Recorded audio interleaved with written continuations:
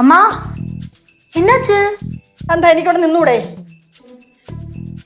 നീ ഒന്ന് പോ കൊച്ചേ. എന്താ എടുക്കാത്തേ? யார் எடுக்கல? എന്റെ കൊച്ചേ, നീ ഒന്നും മിണ്ടാന്നില്ല. എന്റെ ശരീരം തളർന്നു വരുന്നു. എനിക്കൊരിച്ചിരി വെള്ളം തരാമോ? കേസു ലച്ചു, സീക്കിരം പാപ്പാ. നീ എന്തിനാ അവരെ വിളിക്കുന്നേ? തണ്ണി തന്നെ തരേ.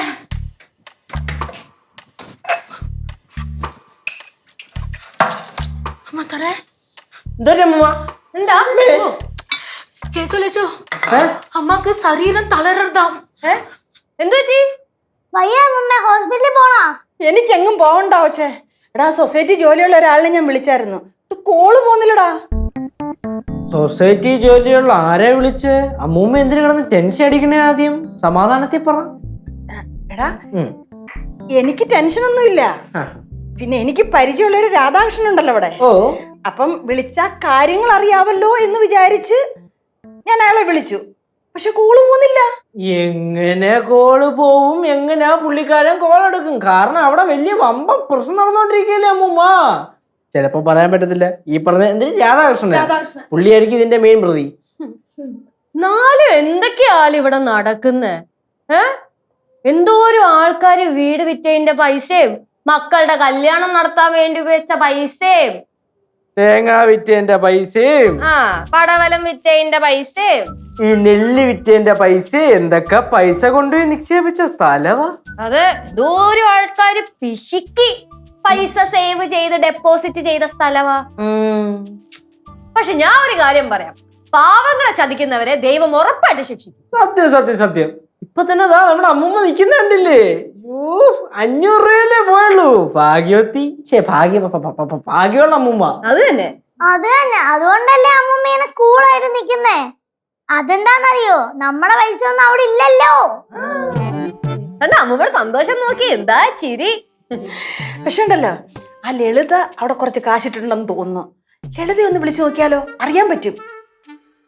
എന്തിന് വെറുതെ അവരെ വിളിക്കണേ? അവര് തന്നെ അവരുടെ കാശ് പോയതിന്റെ സങ്കടത്തിരിക്കും പാവങ്ങള്. അതെ, ഇനിയിപ്പൊ അമ്മൂമ്മ വിളിച്ചു കഴിഞ്ഞാൽ അവര് വിചാരിക്കും അവരെ അമ്മൂമ്മ കളിയാക്കാൻ വിളിക്കണതായിരിക്കും. എന്നാലുവേ എനിക്ക് ആ പടവലത്ത് വരെ ഒന്നും പോകാതെ ഒരു സമാധാനം വരത്തില്ല. പിന്നെ നമ്മുടെ അവിടെ ഉള്ള പടവലത്തുള്ളേ ഒരു സോമനുണ്ട്. FCIയിലാ ജോലി. അപ്പൊ അയാള് 1-2 തവണ നമ്മുടെ ഈ സൊസൈറ്റിന്ന് ഇറങ്ങി വരുന്ന ഞാൻ കണ്ടിട്ടുണ്ടേ. അപ്പൊ അയാളെ ഒന്ന് വിളിച്ചു ചോദിച്ചു നോക്കിയാലോ? എന്തിനമ്മൂമ്മ വിളിച്ചു വെച്ചിട്ട് എന്തോന്നറിയാനാ? സംഭവം പൊളിയുള്ളത് പൊളിഞ്ഞ് കൊറേ പാവം പിടിച്ചൊരു പിശുക്കി പിശുക്കി പിശുക്കി പിശുക്കി വെച്ചിരുന്ന കാശങ്ങ് ബോന്ന് പറഞ്ഞ് പോയി. എന്തായാലും ഒരു കാര്യം ഞാൻ പറഞ്ഞേക്കാം, നമ്മുടെ അമ്മൂമ്മ ഭാഗ്യമുള്ള ആളാണ്. അമ്മൂമ്മേ, ഈ സൊസൈറ്റിയിൽ അമ്മൂമ്മ സ്വർണം വല്ല വെച്ചിട്ടുണ്ടോ? സ്വർണ്ണം ഒന്നും വെച്ചിട്ടുണ്ടായിരുന്നില്ല. സ്വർണം വെച്ചിട്ടില്ല. അപ്പൊ കോളടിച്ചല്ലേ അമ്മൂമ്മ. എല്ലാം കൊണ്ട് അമ്മൂമ്മയുടെ ഭാഗ്യം അങ്ങ് പീക്കി നിക്കാണ് കേട്ടാ. അമ്മൂമ്മ എപ്പോഴും വിളിക്കണത് ആരെയാ? പഴയൊരു പെരുന്തൃക്കോലപ്പനല്ലേ. അപ്പൻ്റെ അടുത്ത് എന്നിട്ടൊരു നന്ദി പറയണേ അമ്മൂമ്മയെ രക്ഷിച്ചേന്. അയ്യോ, അത് ഉറപ്പായിട്ടും വേണം. കാരണം അമ്മൂമ്മ എന്തിനും ഏതിനും വിളിക്കുന്നത് പാഴൂരപ്പനെ ആണല്ലോ. അപ്പോ അമ്മൂമ്മ ഒരു കാര്യം ചെയ്യും, ഒരു 2000 മുടക്കിയിട്ട് ഒരു പൂജ ചെയ്യും. അല്ലെങ്കിൽ വേണ്ട, ഒരു 10000 മുടക്കിയിട്ട് ചുറ്റുവിളക്കുണ്ടല്ലോ അതിന് നേർച്ച നേരും. ചേച്ചി എന്തിനു വർത്താനം ചേച്ചി പറയണേ? അതിന് അമ്മൂമ്മയുടെ കാശില്ലല്ലോ. ആകെപ്പാടുണ്ടായിരുന്നു 500 രൂപ. അതാണെങ്കിൽ അവന്മാര് മുക്കി. അല്ല, അത് കുഴപ്പമില്ല. 10000 രൂപയുടെ കേസല്ലേ ഉള്ളൂ. അമ്മൂമ്മയ്ക്ക് വേണ്ടിട്ടല്ല, ഞാൻ തരാം അമ്മൂമ്മ. നമുക്ക് പാറു വരെ വേണമെങ്കിൽ പാറുവിന്റെ കുടുക്കേന്ന് പിരിവിടും. അമ്മൂമ്മയ്ക്ക് വേണ്ടി ഞാനും കൊടുക്കാം. എന്നാലും അമ്മൂമ്മയുടെ ഒരു ഭാഗ്യേ. ലക്കി കേൾ, കുറച്ച് ലക്ക് നമ്മക്കൂടെ തരണം കേട്ടോ. പിന്നെ അമ്മൂമ്മ പഴയൊരു പോകുമ്പോ എന്നോട് വിളിക്കണേ, നമുക്ക് ഒരുമിച്ച് പോവാ. ഞാൻ വരുന്നേ അമ്മ. എന്റെ പെരുന്തൃക്കോവിലപ്പാ,